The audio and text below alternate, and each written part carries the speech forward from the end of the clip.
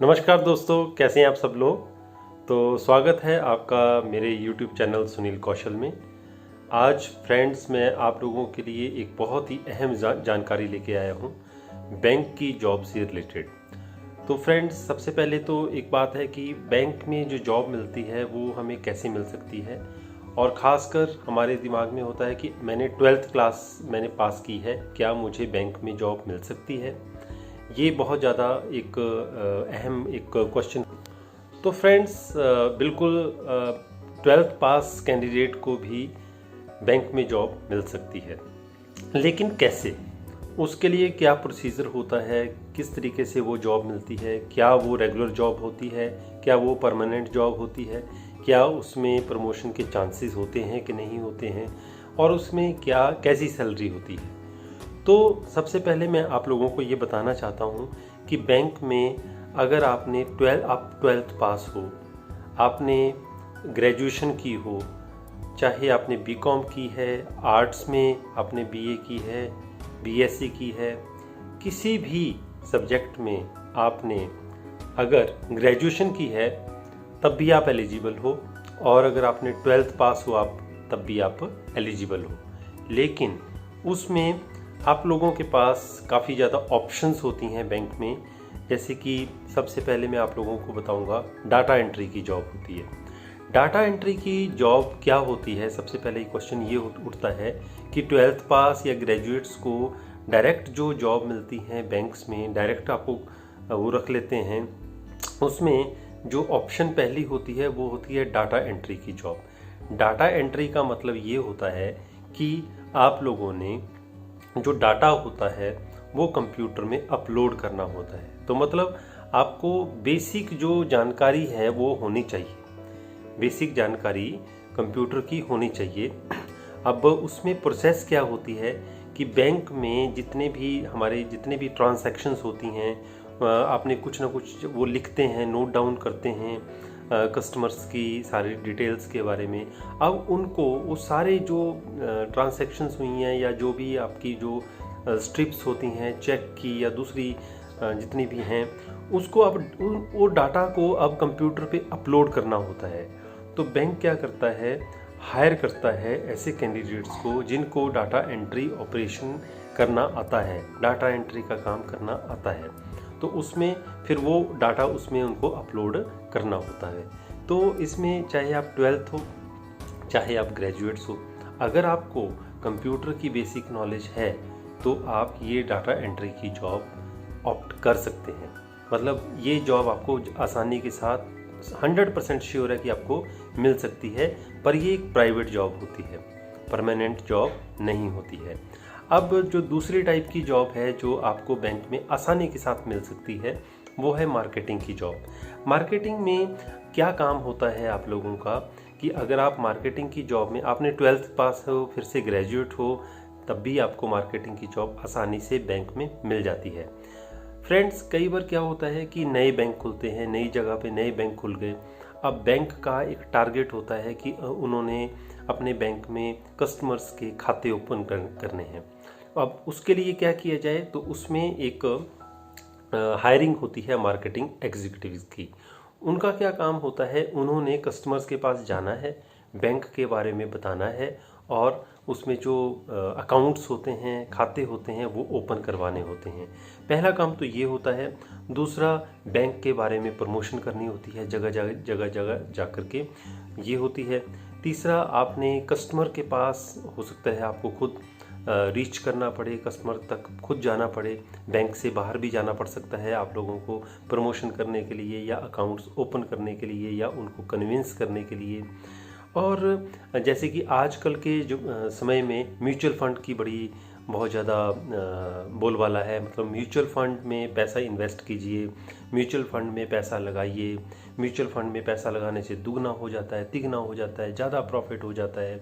या फिर mutual fund में आप ज़्यादा इन्वेस्टमेंट कीजिए। तो इस तरह की ये जो म्यूचुअल फंड वाला फंडा है आज की डेट में बहुत ज़्यादा सक्रिय है। तो उसकी प्रमोशन के लिए बैंक क्या करता है, मार्केटिंग एग्जीक्यूटिव्स को हायर करता है। तो मार्केटिंग एग्जीक्यूटिव का ये काम होता है। तो अगर आप में, चाहे आप 12th हो, चाहे आप ग्रेजुएट्स हो, अगर आप में एक मार्केटिंग की अच्छी स्किल्स हैं तो आपको ये जॉब आसानी से किसी भी बैंक में आसानी के साथ मिल सकती है। अब फ्रेंड्स, इसमें सबसे बड़ा एक क्वेश्चन ये आता है कि हम अप्लाई कैसे करें। अब जॉब तो ठीक है, आप डाटा एंट्री की जॉब भी कर सकते हैं और आप मार्केटिंग की जॉब भी, मान लीजिए आप में स्किल्स हैं, इनमें से कोई भी ऑप्शन आप ले सकते हैं। तो अब क्वेश्चन ये होता है कि अप्लाई कैसे करें, कौन से बैंक में जॉब है। ये हम कई बार पूछते रहते हैं, या कई बार हम किसी को पैसे देते हैं कि हमें शायद ये बैंक में जॉब लगवा देगा। तो फ्रेंड्स, उसका मैं आप लोगों को बड़ा आसान तरीका बताता हूँ। कुछ अगर आपके पास अगर फ़ोन है, कंप्यूटर है या लैपटॉप है, कुछ भी सोर्स है जिसमें आप गूगल पे सर्च कर सकें, आपने कुछ पोर्टल होते हैं जो जेन्युइन पोर्टल होते हैं, जिसमें आपको जॉब्स के बारे में कंप्लीट जानकारी आसानी के साथ मिल सकती है। जैसे कि naukri.com, वो मैं आपको बताने वाला हूँ। naukri.com, shine.com, monster.com, indeed.com, ये कुछ वेबसाइट्स हैं जहाँ पे बैंक्स ने अपनी जो रिक्वायरमेंट्स हैं वो अपलोड की होती हैं। ठीक है, तो आप अगर इन वेबसाइट पे जाएंगे तो यहाँ पे आप बैंक्स के लिए सर्च करेंगे, बैंक्स की जॉब के लिए, तो पक्का वहाँ पे आपको वैकेंसीज दिखेंगी। या डाटा एंट्री की हो सकती है, या मार्केटिंग एग्जीक्यूटिव की हो सकती है, और तीसरी टाइप की टेलीकॉलिंग की भी हो सकती है।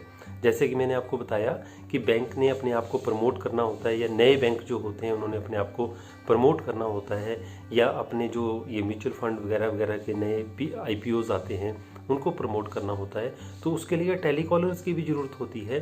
तो टेलीकॉलिंग की भी जॉब होती हैं। क्रेडिट कार्ड की कई बार आपको कॉल्स आती हैं, आपने कोई क्रेडिट कार्ड तो नहीं लेना है, तो वो भी जॉब्स होती हैं प्रमोट करने की। तो ये जितनी भी जॉब्स हैं ये आपको इन पोर्टल्स पे naukri.com, monster.com, indeed.com, shine.com, ये कुछ जेन्युइन वेबसाइट्स हैं जहाँ से आप सर्च कर सकते हैं। अब उसके बाद आप लोगों को एक और मैं अहम जानकारी देना चाहता हूँ कि जब आप वहाँ पे जॉब सर्च करते हो तो कई बार कोई एक ऐसी फ्रॉड भी हो सकती हैं। साइट्स नहीं मैं बोलूँगा, लेकिन कोई ऑप्शन वहाँ पे लिखी होती है कि आपको इतनी पेमेंट करनी है, आपको इतना पैसा देना है। तो फ्रेंड्स, आप लोगों ने पैसा नहीं देना है। जॉब के लिए आप लोगों ने एक भी पैसा नहीं देना है, क्योंकि बैंक को अगर जेन्युइन में रिक्वायरमेंट होती है तो वो आपसे पैसे नहीं लेता है, उल्टा वो आपको फ्री ऑफ कॉस्ट ट्रेनिंग देते हैं। फ्री ऑफ कॉस्ट ट्रेनिंग देने के साथ साथ पहले आपका इंटरव्यू लेते हैं, क्योंकि उनको तो ज़रूरत है, वो आपसे पैसे क्यों लेंगे। ठीक है ना। तो अगर कोई भी आपसे बैंक में जॉब दिलवाने के पैसे मांग रहा है तो वो फ्रॉड है या वो जेन्युइन नहीं है, क्योंकि बैंक में आपको कोई जॉब कैसे लगवा सकता है, बैंक आपका प्रॉपर इंटरव्यू लेगा। ठीक है। तो वेबसाइट पे जब भी आपसे कोई पेमेंट मांगी हो, आपने कोई पैसा नहीं देना है। अच्छा, इसके बाद मैं आप लोगों को सैलरी की बात बताता हूँ। मान लीजिए किसी बैंक में आपकी अब सिलेक्शन हो जाती है, चाहे डाटा एंट्री के लिए, चाहे मार्केटिंग के लिए, चाहे टेलीकॉलिंग के लिए, तो उसमें आपको एक कुछ टारगेट्स मिलते हैं। अब उस टारगेट अचीव हो जाते हैं। जब काम करना है तो काम तो पूरा हो जाता है, ऐसी बात नहीं है। किसी भी काम में अगर हाथ डालते हो तो बैंक की जो सैलरी होती है शुरुआत में, आपको इन 3 तरह की जॉब्स में शुरुआत में लगभग 10 से 15 हज़ार शुरुआत हो जाती है। 20 हज़ार तक भी आपकी डिसेंट सैलरी रहती है कुल मिला के, अगर मैं बोलूँ बैंक में। तो अगर आप ये टारगेट्स अचीव कर लेते हैं तो आपको एडिशनल इंसेंटिव भी मिलते हैं। और कई तो ऐसे भी कैंडिडेट्स होते हैं जो बहुत मेहनत करते हैं और वो टारगेट से आगे भी निकल जाते हैं। तो टारगेट से आगे निकलने का मतलब ज़्यादा काम करके दिखाते हैं, तो उनकी सैलरी के साथ साथ इंसेंटिव भी जुड़ते हैं। तो 20, 25, 30 हज़ार रुपये आसानी के साथ बन जाता है। अब इसके बाद अब कैंडिडेट्स ये सोचते हैं कि अब हमारी प्रमोशन होगी, अब हम मैनेजर बन जाएंगे, हम भाई 2-3 साल काम करेंगे, उसके बाद 4 साल काम करने के बाद मैनेजर बन जाएंगे। तो फ्रेंड्स, ऐसा नहीं होता है। यहाँ पे हम थोड़ी चूक कर जाते हैं। बैंक में अगर मैनेजर की या प्रोबेशनरी ऑफिसर की पोस्ट पे आपने पहुंचना है तो उसके लिए एक एग्ज़ाम होता है। पर हाँ, अगर आप बैंक में इस तरीके से भी जॉब कर रहे हैं, 12th के बाद वहाँ पे जॉब कर रहे हैं, 2-3 साल का आपका तजुर्बा हो चुका है, एक्सपीरियंस हो चुका है, तो आप एक काम कर सकते हैं। चाहे आप ग्रेजुएट्स हैं, अगर आप +2 की है आपने और बैंक में इस तरह की 3 तरह की जॉब्स कर रहे हैं, तो आपका बैंक का एक्चुअल में एक एक्सपीरियंस बन जाएगा और सर्टिफिकेट भी आपको मिलेगा ही मिलेगा। तो आप क्या कर सकते हैं, इग्नू के थ्रू या प्राइवेट सेक्टर, प्राइवेट किसी भी ऑर्गेनाइजेशन से, इंस्टीट्यूट से आप ग्रेजुएशन स्टार्ट कर दीजिए। 3 साल तक आपका उधर एक्सपीरियंस होता जाएगा और 3 साल के दौरान आपकी ग्रेजुएशन पूरी हो जाएगी। ठीक है फ्रेंड्स, और उसके बाद आप क्या करोगे, आप टेस्ट होते हैं IBPS प्रोबेशनरी ऑफिसर के, SBI PO के भी टेस्ट होते हैं, एग्ज़ाम होते हैं, हर साल होते हैं।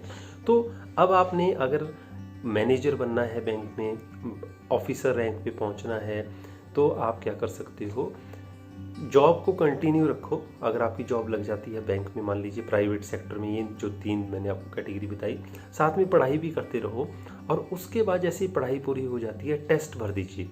जब आप टेस्ट फिल करोगे तो उसके लिए थोड़ी सी तैयारी तो भी मेहनत तो करनी पड़ेगी आप लोगों को।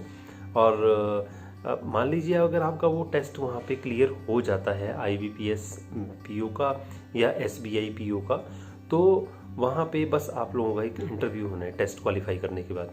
इंटरव्यू के दौरान आप लोगों के ये जो 2 या 3 साल का जो एक्सपीरियंस होता है ना, ये भी काउंट होता है। ये बहुत मायने रखता है आप लोगों के लिए। अब जब आप वो टेस्ट क्वालिफाई कर जाते हो, तभी आप मैनेजर की पोस्ट पे पहुंच सकते हो या उससे भी ऊपर की रैंक पे पहुंच सकते हो, या असिस्टेंट मैनेजर या क्लैरिकल, जो भी जॉब्स ये होती हैं जो परमानेंट होती हैं, जहां पे आपकी सैलरी फिर 40, 50, 60, 70 हज़ार भी हो सकती है। ठीक है, तो फ्रेंड्स, रातों रात कोई भी अमीर नहीं बनता है और रातों रात कोई भी मैनेजर नहीं बन जाता है। आप लोगों को मेहनत तो करनी ही पड़ती है। तो फ्रेंड्स, जितने भी आप लोगों को मैंने अभी स्टेप बाय स्टेप चीज़ें बताई हैं, इनको ये आप लोगों को आई थिंक काफ़ी बेनिफिट देंगी।